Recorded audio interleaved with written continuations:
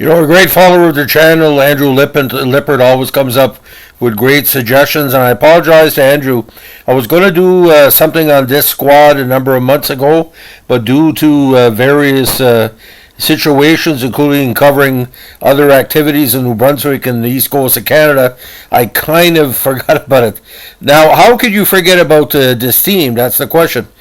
If all the stories are true about what they did on and off the ice, and the legends are there, I can't cover all of them, but strange first-year machinations, missing equipment, allegedly a missing bus. But the Philadelphia Firebirds, what a legacy they had. They had moved to Syracuse for the last season, but the main success they had was in the midst of the Broad Street Bullies era. They were a minor league pro team that played in Philadelphia from 74 to 79 and moved to Syracuse from 1980. Well known for its very distinctive, it's sort of like an Aboriginal logo combined with a Quebec style of the early 1970s. Now, they played in one of the roughest leagues of all time, the North American Hockey League, between 74 and 77.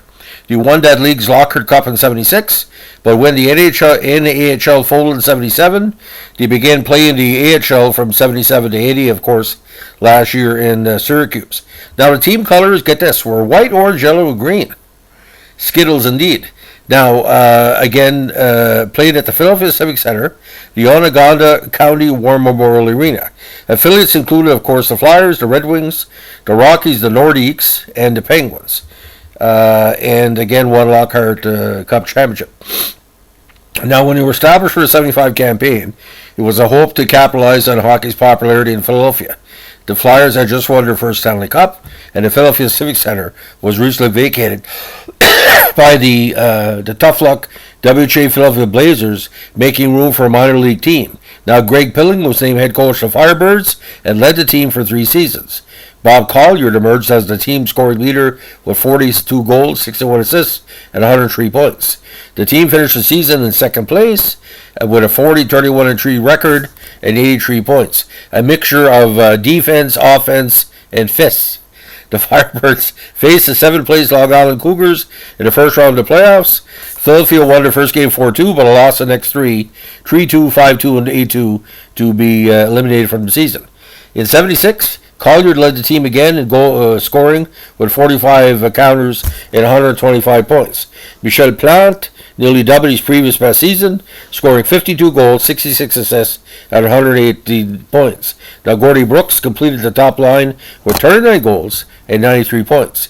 Now, 11 different Firebirds had double-digit goal totals in the season, including Dennis Patry with 37, Pierre Henry with 30, Randy Osborne with 29. The defense was led by Richard Campo with 17 goals and 64 assists, and Mike Panassi with 21 goals and 58 points. Now, the Firebirds scored the second most goals in the league with 373 and are in second place in the West Division, and third overall in the AHL with 55-29-0 record. Now, the Firebirds eventually faced the West Division's third-place team, the Erie Blades, in the first round of the playoffs. They won the first contest 10-5, but lost the next 2 games 3-2 and 8-3. In danger of elimination, they mounted 7-4 and 6-4 wins to squeak it out 3-2. In the second round, the Firebirds faced the West Division's first-place team and defending playoff champions, the Johnstown Jets, in a best-of-7 series. The amount of fists and anger in that could make Point LaProne, New Brunswick look like a tea party. Now, Philadelphia prevailed in 5 games by scores of 5-4, 4-3, and 14-10 in a wild 5th game on home ice. And some media pundits say it's one of the greatest minor league shootouts, no pun intended, in history. Now, the Firebirds eventually faced the Beauce Gyros in the finals, the first-place team in the East Division. The Gyros had won 54 games in the regular season and led the league in goals scored with 462 and penalty minutes, hold your hat, 2,134.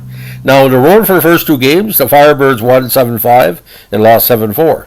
In Philadelphia for games 3 and 4, the Firebirds won 6-1, then lost 7-6. Philadelphia eventually won Game 5, 6-4 on the road to set up Game 6 at home, winning 5-2 to take the title. Now, Philadelphia that season in front of packed houses. The last game had 9,200 fans. He averaged 5.94 goals per game during 16 playoff contests. Since both Firebirds goaltenders were injured, Gail Cooley filled in after winning the 76 Southern Hockey League title with the Charlotte Checkers. Now, not to Gay Cooley, excuse me, I said Gail, my apologies.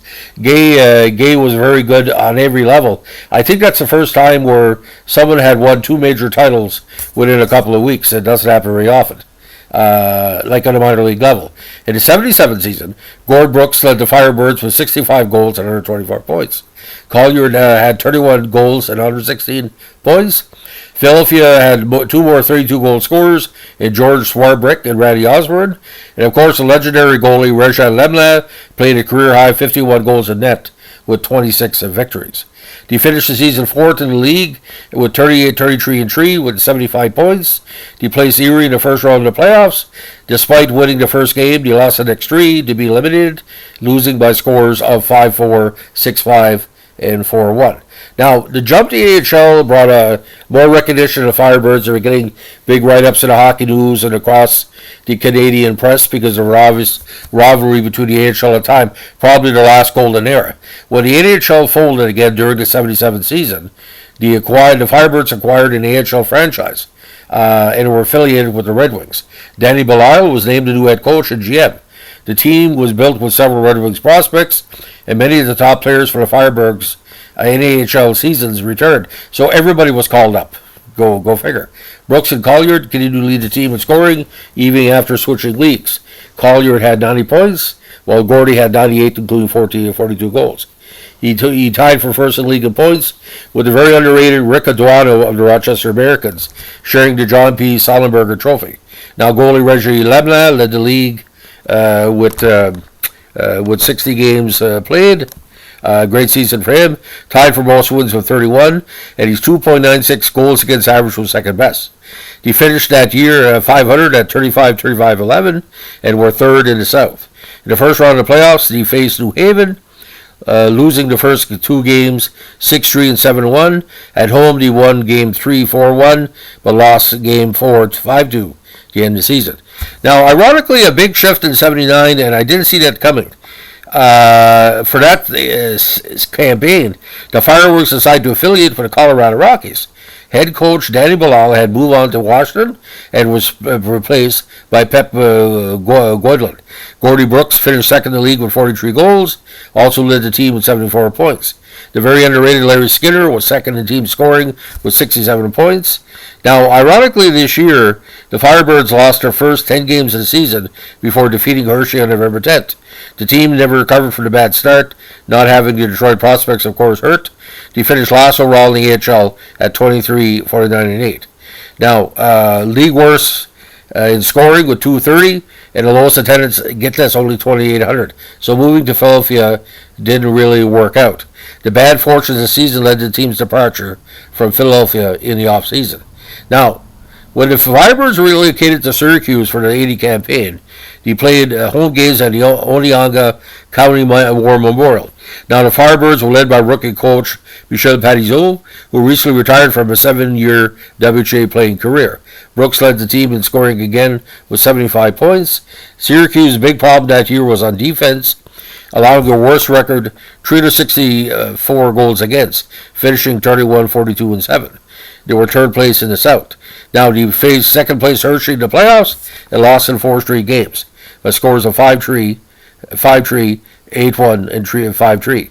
Now, they struggled at the box office with only 2,500 fans. Because the team was unprofitable for a second straight season, it had to be discontinued and folded after the 80 playoffs. So again, head coaches, Pilling, Belial, Goldland, Michael Parizeau. Key players, again, goalie Reggie Leblanc and center Bob Collier were the only players to be members of the Firebirds all 5 seasons in Philly.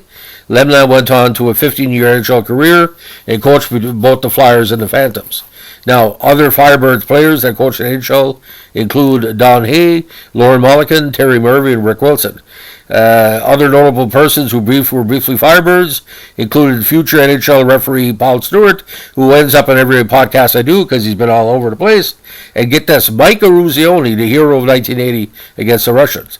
best known again as the captain of the U.S. men's team that defeated the Soviet Union in a famous Miracle Ice game at the 80 Winter Olympics.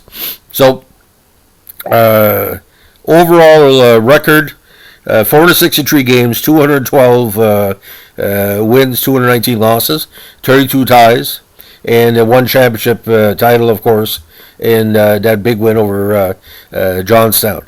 Now, we're going to go over some key Firebirds players, and we're just going to pretty well keep to the what you call the NHL or the Elite Ones. It's quite interesting. This is the NHL. Normie Barnes, Mike Boland, Dean Boylan, Gordy Brooks, Richard Campeau, Jack Shipcase, Mike Clark, Howie Colbert, Bob Colliard, Gay Cooley, Bill Evo, Don Hay, Howie Higgindahl, Pierre Halliday, Ted Hodgson, Jimmy Jones, Reggie Leblanc, Lauren Mollican, Randy Osborne, Denny Pottery, Michelle Plant, Steve Short, and George Swarbeck. But what stands out for a lot of people, again, it's the Reggie Leblanc years. So on for Syracuse again, the Gary Card, the politician, played for it a little while too. Alain Gauthier, Dave Farish, face only mother could love, of course. Terry Johnson, Kurt Walker, Dale Talon, Bernie Saunders, Blair Stewart, John Smirk, Brad Rydus, Pierre Plot, Tommy Price, the two Martins, Peter and Terry, J.B. Masters, Ron Lowe, Gordy Laxton, and Francois Lacombe because of its link with Quebec, of course. So, ladies and gentlemen, please look at the logo and tell me what you think. Some people thought the logo was kind of racist. I don't agree with that. That was a beautiful logo. And when I say the early 1970s Quebec style, like Jeu de Quebec and all that, it was a very, very what do you call it, expressionistic. Not say like a Dali or like an artistic bent, but it really stood out. But the four color jerseys, if you still see it, not too often you see the color scheme that the Philadelphia used at the time. But I don't know, Philadelphia fans felt very happy at the time.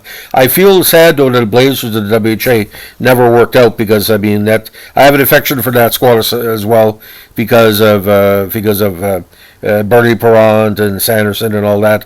Beautiful jerseys. Just because you dress well doesn't mean you're going to play well. So, ladies and gentlemen, thank you, Andrew, and don't forget, give us a like, comment, subscribe, or share. Requests are always appreciated and always considered, but I don't want to make this channel all about me, and this is why.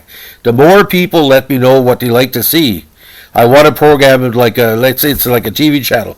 You know, we're entering an era where people might be given their own TV channel. I'll tell you why.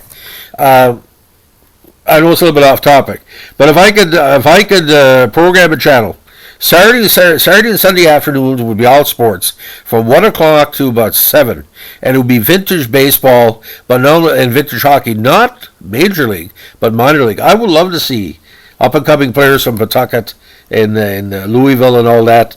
In afternoon games, we did something on the Toronto Maple Leafs, and seeing hockey teams like the old AHL and AHL rivalries, where throwing a punch wasn't out of malice; it was out of survival. And if you saw that movie Goon, you know what I'm talking about. Sometimes there's a lot of stuff going on in regards to the team and the players' development that makes no sense, but the fist makes it good. And you know, I like a good fight like anybody else because that's Canadian. You know, if you want to drop the gloves, let's test each other and let's not hurt each other, shake at the end and stuff like that. That's why Canada is a Durand country. It's not a Sugar Ray Leonard country.